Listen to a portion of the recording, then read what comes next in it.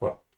Donc, ce que j'étais en train d'expliquer, si vous voulez, ce matin, on a vu un certain nombre de choses hein, concernant la création d'une infrastructure sur le cloud et en particulier sur AWS. On a vu que déjà, il faut sélectionner une région. Hein. Alors généralement, les régions, on les sélectionne en fonction de la zone où on va avoir les clients, puisque si c'est en Europe, bah, il vaut mieux sélectionner une région en Europe, comme ça les serveurs répondront plus rapidement. Ensuite, vous avez vu qu'on a créé un IAM, hein, c'est-à-dire que IAM, c'est un composant sur AWS hein, qui permet de définir des droits d'accès à des ressources. Et nous, on avait besoin d'en créer un parce que on voulait y accéder de manière programmatique hein, via les lignes de commande. Hein, c'est ce qu'on a fait. Alors ce matin, on ne l'a pas utilisé par contre IAM, hein, parce qu'IAM, il faut qu'on fasse du Terraform. Ce matin, on n'en a pas eu besoin. Donc IAM, quand on en crée un, c'est parce qu'on a besoin, par exemple, hein, en particulier, de pouvoir accéder, si vous voulez, à AWS via son API, hein, c'est-à-dire qu'on veut automatiser la création de l'infra, c'est ce qu'on va faire tout à l'heure. Ensuite, on a vu qu'il y a ce qu'on appelle des VPC, des Virtual Private Cloud. Alors, ce matin, vous avez vu dans l'explication, on n'en a pas créé puisqu'on a utilisé celui qui existait par défaut. Il y a des sous-réseaux également hein, qui existent au niveau d'un VPC. L'instance EC2 que l'on a créée, le groupe de sécurité qui permet de définir, c'est un pare-feu, hein, des règles en entrée et en sortie. On a défini une adresse IP statique, une adresse élastique. Ensuite, sur OVH, on a pris un nom de domaine.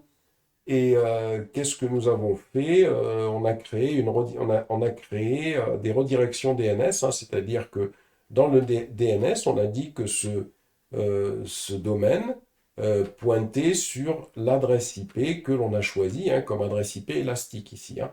Pourquoi on a fait ça? Bah, c'est pour pouvoir mettre en place le HTTPS avec Let's Sans Script. C'est comme ça, vous avez vu qu'on sécurise avec le SSL TLS. Hein, c'est comme ça qu'on va sécuriser l'accès à ce nom de domaine. Donc on a vu comment on fait tout ça. Ce qui est très important, vous voyez dans votre mémoire par exemple, ça c'est pour tout le monde hein, ce que je vais expliquer ici, hein. Que ce soit ceux qui font le projet avec Big Blue Button, donc en particulier je pense que ça va être Ilham, ou que ce soit les autres camarades qui vont faire le projet avec le serveur web et le serveur MySQL, hein, cette migration sur le cloud.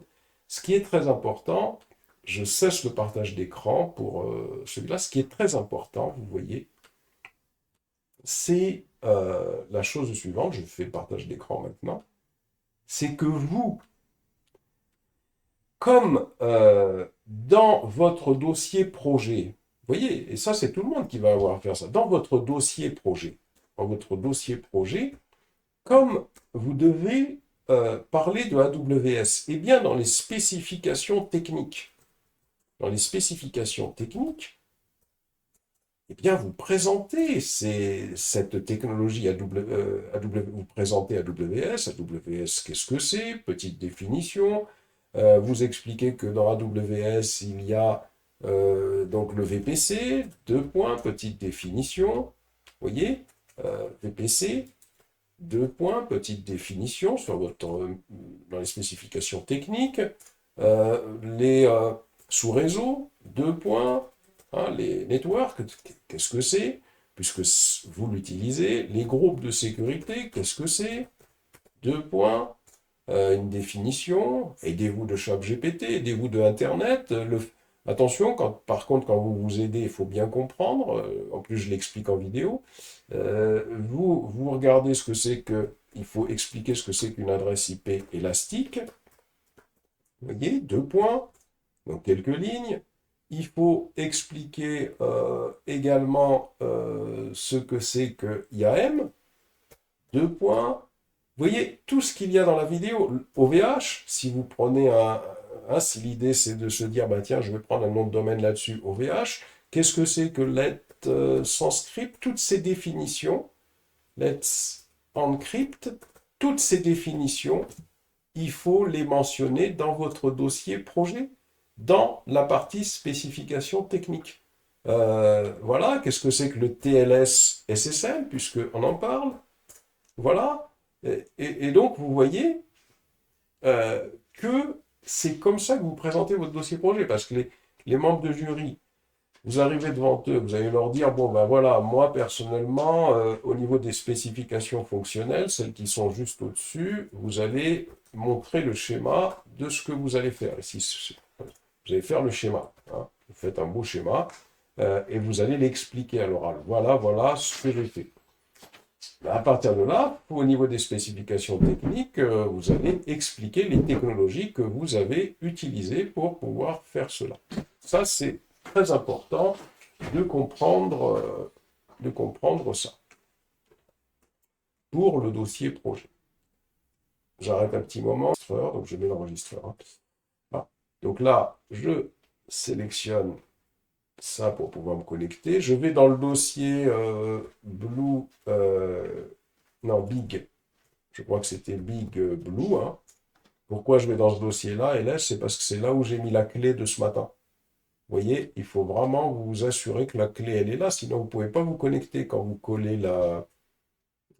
Je n'ai pas récupéré le... Ici, hein, je vais récupérer la syntaxe pour me connecter. Je colle. Voilà, là, je suis connecté sur le serveur. Donc ce matin, c'est ça, on avait lancé l'installation du script, hein, qui normalement, lui, va tout nous faire. Et là, on a fini l'install. Alors si je retourne sur le site de Big Blue Button, hein, de ce matin, je tape Big Blue Button, voilà, et il faut mettre une date moins de 1 an, hein, pour avoir des résultats, voilà. Comme ça, voilà. Et donc là, installer Big Blue Button. Donc vous voyez, j'ai fait, j'ai fait toutes les procédures, hein, tout ce qu'on m'a expliqué, je l'ai fait. Et on me dit qu'après l'installation, je peux vérifier que les services fonctionnent bien. Donc je récupère cette commande, je vais sur le serveur, je colle, et voilà, il m'indique ce qui est fonctionnel. Vous voyez, donc il m'indique ce qui est fonctionnel comme service, hein. Et s'il y a quelques problèmes, il me les souligne ici, mais ça, c'est des problèmes potentiels, ça ne veut pas dire que c'est des problèmes. Ensuite, si je descends un peu plus bas, bon, il faut lire la doc, c'est une doc. Hein, il me dit comment je peux vérifier que tous les services fonctionnent. Hop, je clique sur la commande et je colle. Et là, voilà, on voit que tous les services sont actifs. Ensuite, si je descends un peu plus bas, je peux voir la liste des services qui sont fonctionnels. Je colle et voilà, donc il va m'afficher la liste des services. Et maintenant, je peux tester que ça fonctionne. Comment je fais ça? Je viens ici, je tape https://samouratis.net, je valide, et voilà, je suis sur mon serveur de visioconférence qui apparaît ici, vous voyez. Je peux donc, alors si je me suis inscrit, normalement j'ai dû m'inscrire tout à l'heure, je peux m'identifier.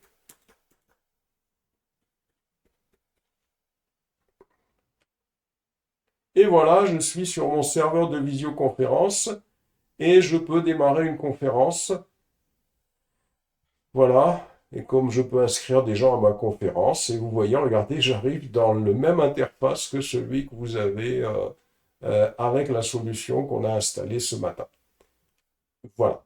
Donc voilà, si vous voulez, ce qu'on a fait ce matin. Alors, première des choses, on veut travailler avec Terraform. Donc, qu'est-ce qu'on doit faire? On doit d'abord aller sur le AWS. Et là, sur AWS, vous voyez ce matin, ce qu'on a fait, hein, on a récupéré un fichier concernant les clés d'accès. Je ne sais pas si vous vous souvenez, hein, vous pouvez revoir la vidéo, parce qu'on a téléchargé deux choses ce matin. On a téléchargé la clé SSH, mais on a créé un utilisateur IAM et on a récupéré des clés d'accès. Vous voyez, je peux, hein, j'ouvre avec le bloc-notes. Voilà, j'ai récupéré des clés d'accès hein, que j'ai ici volontairement modifiées, mais vous allez avoir un fichier comme celui-là, avec une clé d'accès et une clé secrète. Hein, ça va se présenter comme ça. Donc ça, c'est le fichier que j'ai téléchargé ce matin. Et la première des choses à faire, c'est de créer un fichier des credentials sur l'invite de commande. Vous voyez sur l'invite de commande qui est ici,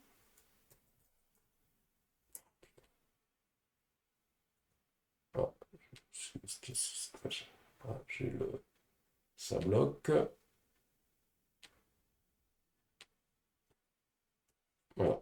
Sur l'invite de commande qui est ici, vous voyez, c'est là où je vais travailler. Première des choses à faire, il faut aller télécharger AWS CLI. Je pourrais faire les choses manuellement sans le télécharger, mais on va aller le télécharger. AWS CLI, c'est quoi? C'est tout simplement un outil qui va permettre d'utiliser AWS en mode commande. Je vais en avoir besoin pour une commande. Alors donc je vais aller ici sur Internet, je vais faire Google, je vais faire AWS CLI, hein, l'interface en ligne de commande de AWS. Hop, je clique dessus, et là il faut sûrement alors installer plutôt, hein, je vais faire installer. Installer, installe. On va faire install, comme ça on va aller sur l'install. Hop, installer, voilà. Vous avez l'installation pour Linux, hein, et là, il me donne la façon dont je dois procéder pour l'installer. Il me dit to install WSCLI, il faut exécuter la commande suivante. Donc, il faut le curl ici, ok, donc tout ça, toutes ces commandes-là. Donc, ces trois commandes-là, je dois les utiliser pour pouvoir installer mon... voilà, voilà.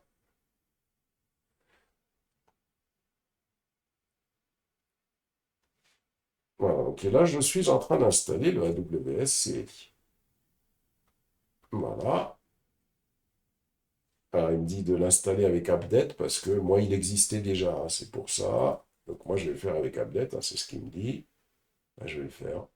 OK. Et maintenant, est-ce que... Alors, là, il me dit que je peux exécuter cette commande-là. Voyons, on va exécuter cette commande pour voir si AWS CLI est installé. C'est parfait. Est-ce qu'il y a une autre commande à faire encore? On regarde. Curl. Ah, par contre, j'ai quoi là? J'ai... Non, ça c'est bon. Est-ce qu'il y avait autre chose? Ok. Alors, ensuite, une fois qu'on a fait ça, il suffit de... Parce que notre problème maintenant, si vous voulez, c'est quoi? Ben, le problème, c'est que comme on veut accéder vous voyez ici, là, comme je veux accéder à partir de Terraform, je veux communiquer avec l'API, il faut que sur l'invite de commande, où je vais installer Terraform, mais je vais l'installer, on va en parler après, il faut que j'installe, il faut que la clé d'accès, euh, je la définisse dans l'invite de commande, hein, la clé d'accès qu'on a récupérée. Alors pour ça, comment je vais faire? Je vais faire AWS configure. Et je tape AWS configure.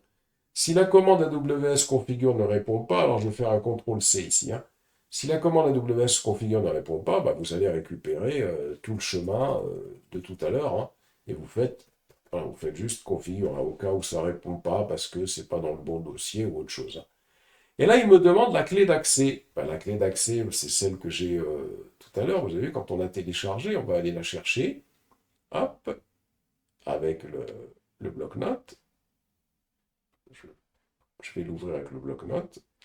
Ah, qu'est-ce qui se passe là? Ça coince.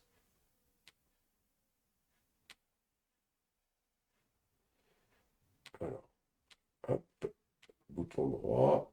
Voilà, bloc-notes, il me l'a ouvert là. Il ne répond pas. Voilà. Donc la clé secrète, elle est là. Hop. Et qu'est-ce que je fais? Je reviens ici et je vais la coller. Et je valide. Et ensuite, je retourne ici pour récupérer la clé secrète qui est ici. Hein. Vous voyez? Je viens ici et je la copie, la clé secrète. Et je valide. Voilà. Une fois que ça a été fait, il me demande quelle est la région par défaut. Ben, là, il me l'a mentionné, mais je peux lui donner la région par défaut. Il me dit quel est le format de sortie par défaut. Bon, je peux valider ou je peux faire JSON, c'est comme on veut. Moi, je vais valider, allez hop, comme ça. Et voilà, à partir de là, c'est bon, j'ai configuré, vous voyez, c'est très simple, j'ai configuré mon invite de commande pour pouvoir travailler avec Terraform.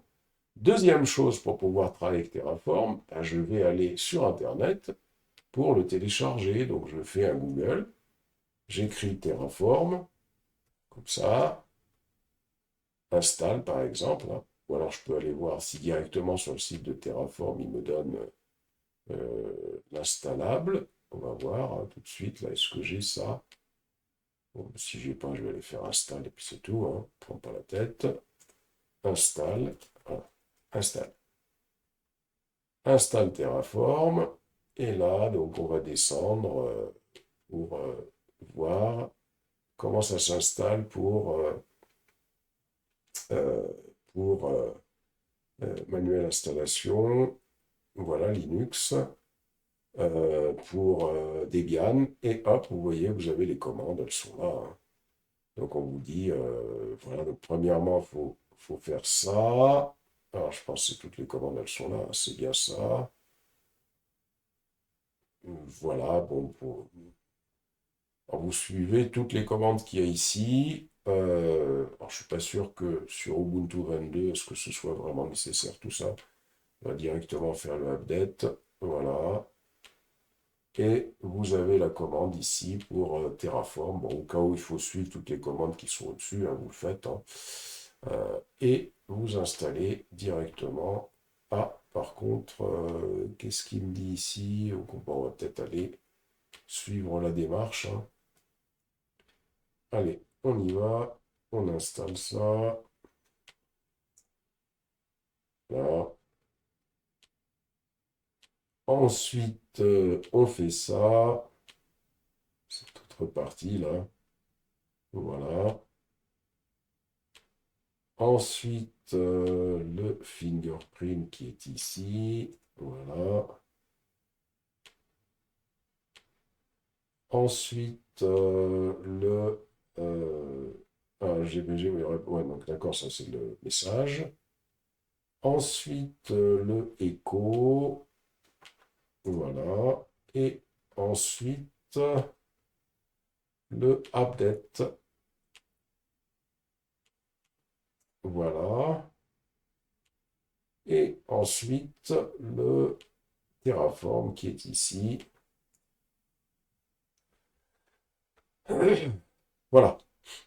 Et pour voir si ça marche, ben, il suffit de faire un Terraform version, je pense, ou moins version. Hein, voilà. Voilà. Donc là, on a tout ce qu'il nous faut pour pouvoir utiliser Terraform. Je fais hop. Et là, vous voyez, l'objectif, c'est quoi? L'objectif, c'est, vous voyez, je vais venir ici et je vais aller dans le dossier Big Blue Button. ou Big Blue, hein, je pense que c'était Big Blue. Je vais faire ls. OK. Alors, je vais aller chercher un code hein, qui est déjà fait, hein, que j'ai déjà fait, que je vais expliquer pour qu'on aille un petit peu plus vite quand même. Euh, alors, je crois que c'était... je vais aller le chercher d'abord, hein.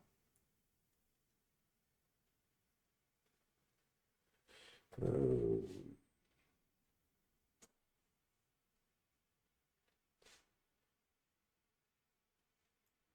voilà, il me semble que c'est même point. Voilà. Donc ça, c'est le petit code. On va donc le copier hein, ici.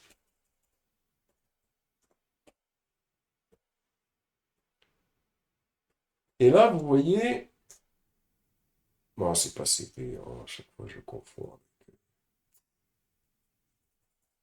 CP. Ah, je vais aller chercher. Donc là, bon, ce que j'ai fait, hein, j'ai rien fait de spécial, hein, c'est-à-dire que l'objectif, c'est de créer un fichier main.tf. Alors, on va aller voir ce fichier main.tf, parce que quand vous expliquez aux membres de jury, qu'est-ce qu'il faut expliquer après avoir... il faut expliquer comment fonctionne un fichier euh, Terraform. Et là, vous voyez, premièrement, dans un premier temps, ici, qu'est-ce que j'ai hein, ici, je définis la région. Ici, vous voyez, c'est-à-dire que là, ce qu'on définit, hein, c'est je définis la région. Je définis la région. Vous voyez, c'est ce qu'on a fait ce matin.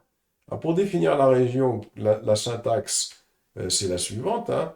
Provider, donc le provider, c'est AWS. Alors le provider, pourquoi? C'est parce que euh, c'est lui qui va permettre la communication avec AWS. Et dans provider AWS, vous voyez, on peut définir des paramètres. Hein.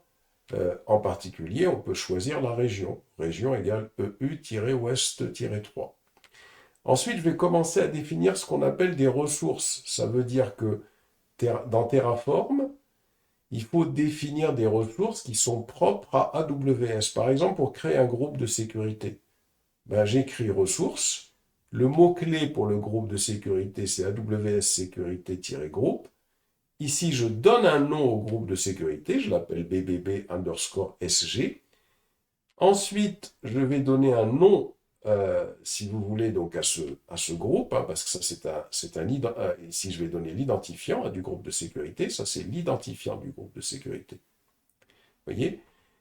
Ensuite, ici, je vais faire une description de ce groupe de sécurité. Donc, c'est en anglais, hein, permet au trafic, le trafic entrant pour Big Blue Button. C'est ce qu'on a réglé ce matin. Et là, j'indique le VPC. VPC ID est égal à var.vpc underscore ID. Alors d'où ça vient ça? Parce que là, le problème, c'est que à quel moment est-ce que on a notre VPC? Alors je vais juste sauvegarder comme ça. Hop. Et je vais encore aller dans mon dossier, parce que j'ai dû préparer les choses.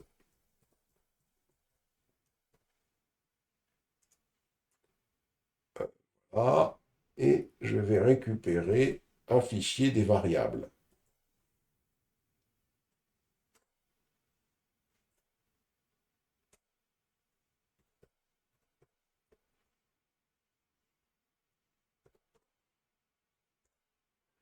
Voilà. Donc, maintenant, vous voyez dans le fichier des variables ici, fichier des variables.tf, je définis des variables. Qu'est-ce que c'est que ces variables? Dans ce fichier, je définis une variable qui s'appelle vpc.id. C'est quoi vpc.id? Ça va être le VPC dans lequel je vais créer l'instance EC2. Alors d'où ça vient ça? Comment je peux obtenir la chose? Ici, alors hein, donc ici. Voilà. Ça, c'est le VPC où je vais créer l'instance EC2. Comment on obtient ça? Bah, ça, il suffit d'aller sur sur le site, hein. Hop. Il suffit d'aller sur le site de AWS. Vous voyez, je vais aller sur le site de AWS. Sur le site de AWS, je vais cliquer Instance et je vais chercher ici, par exemple, VPC. VPC, je clique sur VPC. Vous voyez? Voilà. Alors d'abord, ici, vos VPC. Je clique sur vos VPC.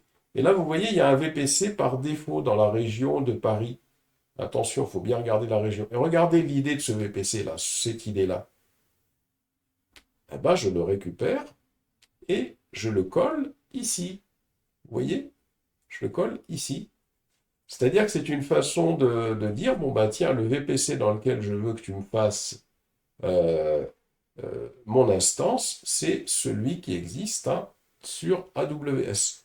Pour le sous-réseau, on va y revenir après, hein. Donc voilà, déjà, j'ai défini cette première variable.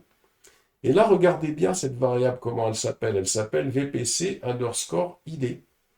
Eh bien, pour y faire référence, je vais revenir sur le fichier main.tf. Vous voyez, je reviens sur le fichier main.tf. Bah, regardez, donc, qu'est-ce qu'on avait commencé à définir? Le groupe de sécurité. On lui a donné un nom. Voilà, donc ici, je donne le nom au groupe de sécurité, la description. Et là, regardez, VPC underscore ID est égal à var. Donc, c'est le fichier dans lequel on définit une variable qu'on a vu tout à l'heure. La variable, on l'avait appelée VPC underscore ID. Donc, on fait var.vpc underscore ID. C'est ça qui permet de faire référence au VPC qu'on a défini dans le fichier des variables. Ensuite, on va définir les règles d'entrée. Vous avez vu tout à l'heure quand on était quand on était ici, quand on est parti sur EC2, ici, hein, vous avez vu ce qu'on avait fait manuellement, ici. Instance en cours d'exécution, bon, il n'y en a pas. Alors, il n'y a pas de... Ouais, bon, je vais essayer de prendre celle-là, par exemple. Vous voyez, dans sécurité, ici, on avait défini les règles entrantes, ici, hein. Là, si vous regardez ce qu'on a fait ce matin, et bien là, on le fait directement ici. Vous voyez, ce qu'on se prend la tête, on fait ingress.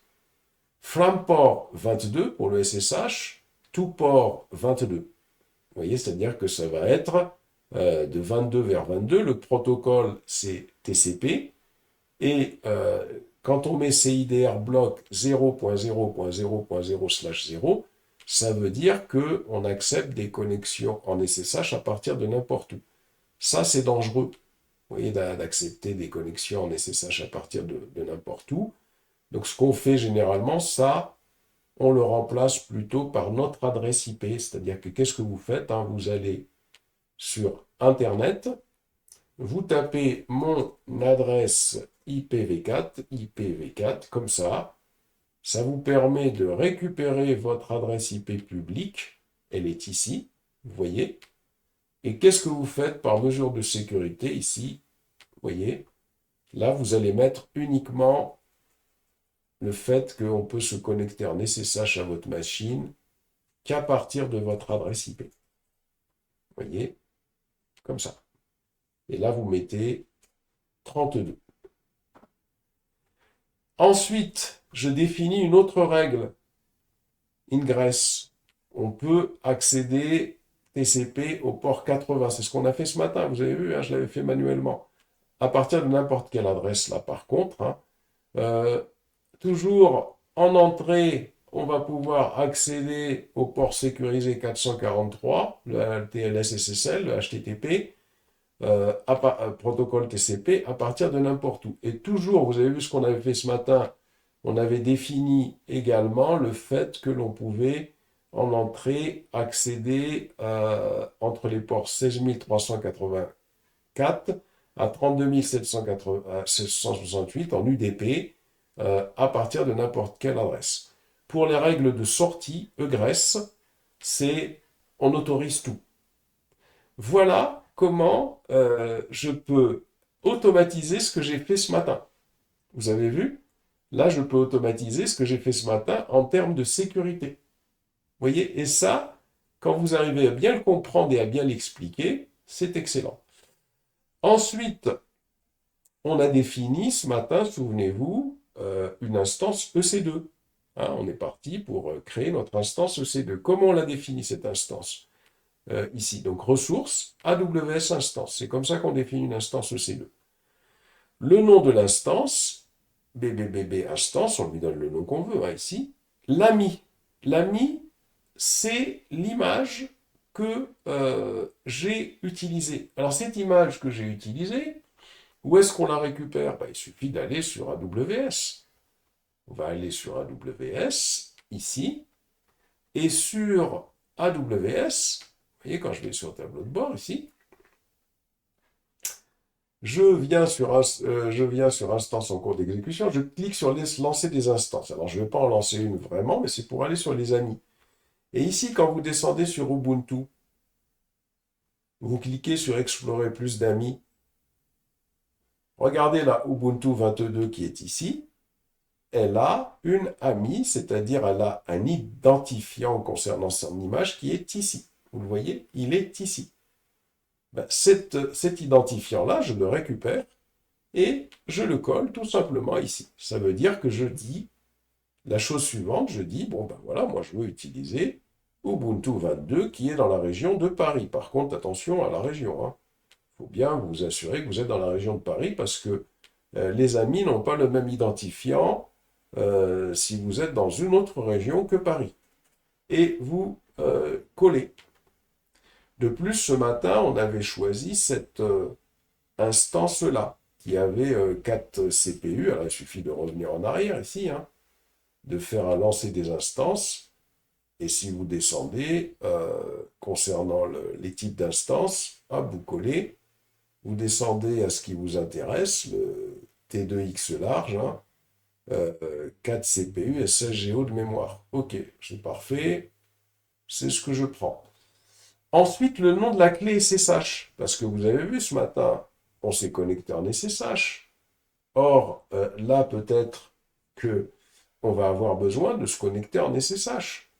Donc, il faut passer la clé SSH avec lequel vous allez être autorisé à vous connecter à votre instance. Or, ce matin, on a créé une clé. La clé, alors je vais sauvegarder ici, hein. La clé, on l'a téléchargée, souvenez-vous. On l'a utilisée ce matin. Elle s'appelle Big Blue Button. Elle est ici. Vous voyez? Et donc, pour que je sois autorisé à me connecter en SSH, parce que si vous ne faites pas ça, si vous ne mettez pas cette clé-là, quand vous aurez fini de créer l'instance EC2 avec Terraform, vous ne pourrez pas vous y connecter en SSH. Donc là, je vais lui spécifier ma clé SSH. Alors, comment ça se passe? Donc, kenem égale var. Donc, ça veut dire que c'est dans le fichier des variables que je vais définir une variable qui s'appelle kenem. Allons-y. Nano variable.tf. Et là, vous voyez, dans le fichier des variables, j'ai bien une variable qui s'appelle kenem ici. Et cette variable, hop, on va lui donner le nom de la bonne clé SSH. Et ici, on colle. Je sauvegarde. C'est parfait. Je reviens sur le fichier où je suis en train de créer mon infra. Vous voyez. Ici, donc la clé SSH lui est donnée. Maintenant, le sous-réseau. Alors, sous-réseau, c'est où est-ce qu'on a des sous-réseaux sur AWS? Écoutez, quand vous venez ici sur, par exemple, vous venez ici sur VPC. Allez, VPC. Voilà, voir tous les VPC. Alors, vos VPC, hein, et vous voyez, j'ai les sous-réseaux aussi. J'ai vos VPC. Donc ça, c'est le Virtual Private Cloud. Hein. Et si vous voulez voir les sous-réseaux associés, vous venez ici, vous constatez qu'il y a 3 sous-réseaux. Hein. Il y a un sous-réseau qui est dans le VPC. C'est ce que j'ai schématisé hein, ici. Hein. Vous voyez, quand je fais ce schéma ici, hein, j'indique que ça, c'est un VPC et j'indique qu'il y a des sous-réseaux dans le VPC. Sous-réseau, c'est quoi? C'est comme des réseaux que vous auriez dans plusieurs classes, dans plusieurs classes à l'école ou dans une entreprise. à plusieurs sous-réseaux. Donc, qu'est-ce que je vais faire? Ben, j'en sélectionne un. Hop! Si je souhaite que l'instance EC2 soit créée là-dedans, j'en sélectionne un et je viens ici. Hop! Et quand je viens ici, je vais le mettre dans le fichier des variables. Donc var subnet id, je sauvegarde.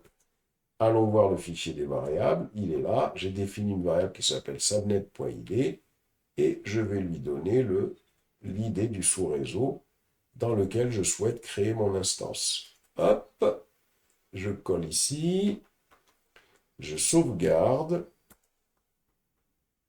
je reviens sur le fichier main.tf, voilà, et je descends dans ce fichier, je continue les explications.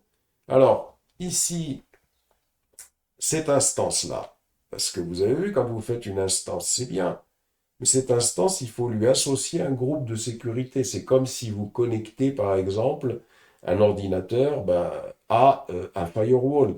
Donc, il faut bien que je lui affecte un groupe de sécurité. Le groupe de sécurité, où est-ce qu'il est, le groupe de sécurité? Donc, j'écris VPC sécurité groupe ID, c'est-à-dire à quel groupe de sécurité cette instance est affectée. Elle est affectée à ce groupe de sécurité-là. Donc, AWS underscore sécurité groupe .bbb underscore sg. Où est-ce que c'est ça? C'est celui que j'ai créé au-dessus, là, regardez. Ici, je fais référence à ce groupe-là, AWS sécurité groupe .bbbsg. Ça veut dire que je fais référence à ce groupe de sécurité, je dis que mon instance, je lui affecte les règles que j'ai définies ici, dans ce groupe de sécurité-là. Et c'est ce que je fais. Ici, j'écris AWS sécurité group.bbb underscore .id, puisque je parle de son identifiant. Vous voyez? Et ensuite, ici, je vais définir la taille de mon disque, root block device, volume size égale 100, taille en gigaoctets, et ici, volume type égale GP2. Ça, c'est le type de volume GP2. Je vous avais fait un cours sur AWS. Ou si vous voulez en savoir plus, vous prenez. Et voilà. Ça, c'est un tag qui va me permettre d'identifier ma ressource. Voilà. Là, j'ai créé. Je vais arrêter un peu lentement. Donc, si vous voulez, l'idée, c'est comment j'exécute tout ça. Alors, premièrement, avec Terraform, on a d'abord la commande. Alors, d'abord, avant d'exécuter tout ça, on lance tout ça de la façon suivante. On fait d'abord Terraform init. Ça, c'est la commande qui va permettre d'initialiser Terraform, en particulier de pouvoir récupérer le, le, le plugin du provider, le plugin qui va permettre euh, de communiquer avec AWS. Ensuite, on va faire Terraform Plan. Terraform Plan, ça permet, si vous voulez, à Terraform de nous expliquer un peu tout ce qu'il va faire, mais il ne fait rien concrètement sur AWS. Donc si cette partie-là ne passe pas, ça veut dire qu'il y a un problème. Là, vous voyez, il nous affiche un peu tout ce qu'il va créer comme ressources, les ressources egress, ingress, etc. Donc ça veut dire que ça semble être bon. Et ensuite, il suffira juste de faire un Terraform apply, comme ça. Vous faites un yes et vous attendez. Il va nous créer tout ça automatiquement sur AWS. Alors pour des administrateurs d'infra sécurisés, c'est super important de savoir automatiser une infra parce que on peut faire tout ce qui est mise à jour rapidement, on peut voilà, détruire et puis la reconstruire, on peut migrer rapidement, on peut mettre à jour rapidement, etc. etc. Et voilà, il m'a créé la- les choses. On peut aller sur AWS pour voir s'il m'a bien créé, si vous voulez, on y va, AWS. On va aller voir s'il m'a créé, hop, mon instance, EC2. Regardez, elle est là, elle est en cours d'exécution. Je clique dessus, je clique sur se connecter, je clique ici et je colle à ce niveau-là. Je fais un yes. Terminé. Et voilà, je peux recommencer le travail de ce matin, c'est-à-dire exécuter le script que j'aurais pu exécuter via un Ansible, mais c'est déjà pas mal comme ça.